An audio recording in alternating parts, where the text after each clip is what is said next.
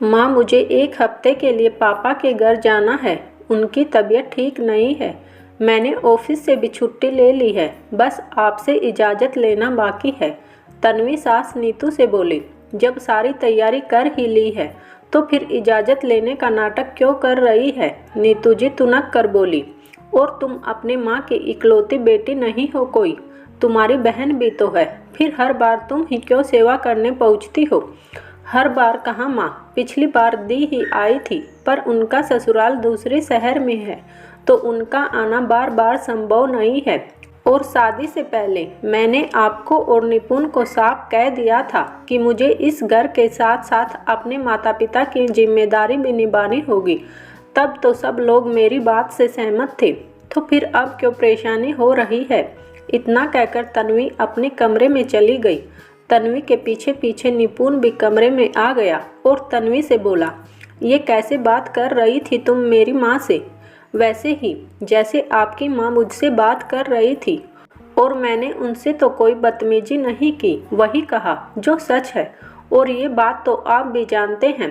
तब की बात तब थी, पर अब तुम मेरी पत्नी हो और इस घर की बहू हो, इसलिए यहाँ की जिम्मेदारी तुमको पहले निभानी होगी। तुम्हें पता है मम्मी के घुटने में दर्द रहता है और वह खाना भी नहीं बना सकती, फिर कैसे वह रहेगी इतने दिन? मुझे भी पता है कि माँ के घुटने में दर्द रहता है। मैंने शादी के बाद कौन सी जिम्मेदारी नहीं निभाई यहाँ की। और आप शायद भूल रहे हैं कि मैं आपकी पत्नी होने के साथ साथ किसी की बेटी भी हूँ। जैसे आपको आपकी माँ की चिंता है, वैसे ही मुझे भी मेरे माँ बाप की चिंता है।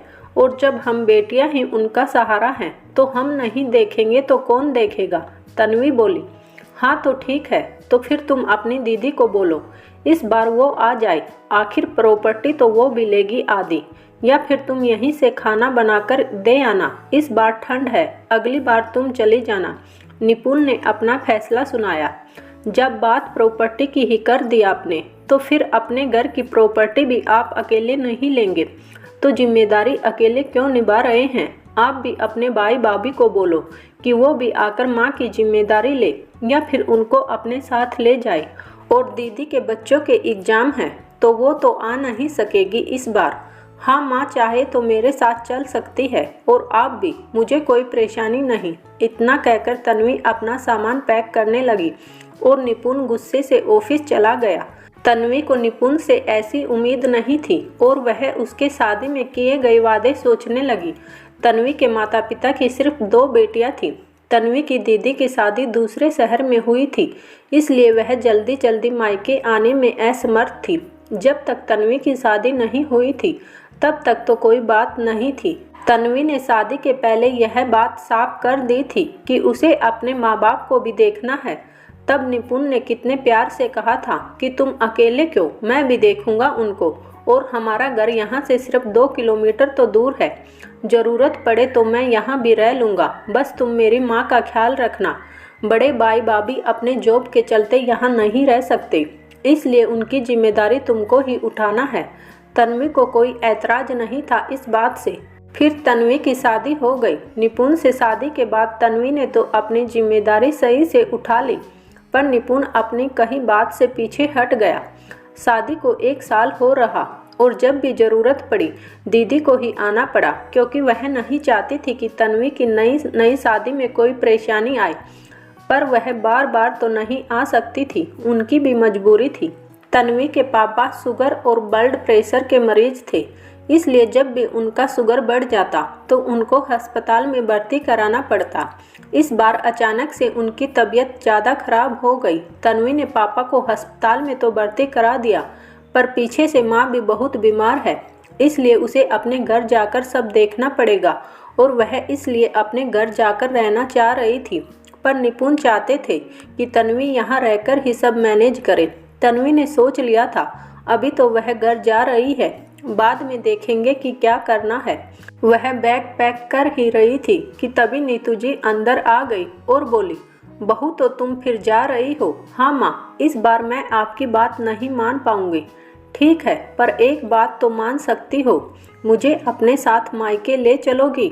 मैंने तुम्हारी और निपुण की बातें सुन ली थी तुम सही कह रही थी कि मैं भी तो तुम्हारे साथ वहाँ रह सकती हूँ। बहू, मुझे माफ़ कर दो, मैं अपने स्वार्थ में अंधी हो गई थी। तू सही कह रही थी, तू मेरी बहू और मेरे बेटे की पत्नी होने के साथ साथ किसी की बेटी भी है, तो तुझे वहाँ की जिम्मेदारी भी निभानी होगी।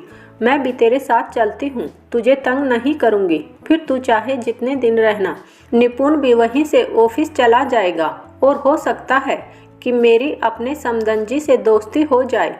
फिर आधे साल वो हमारे यहाँ और आधे साल मैं उनके यहाँ रहूँ। आप सच कह रही हैं माँ। तन्वी को अभी भी यकीन नहीं हो रहा था। हाँ, मैं सच कह रही हूँ।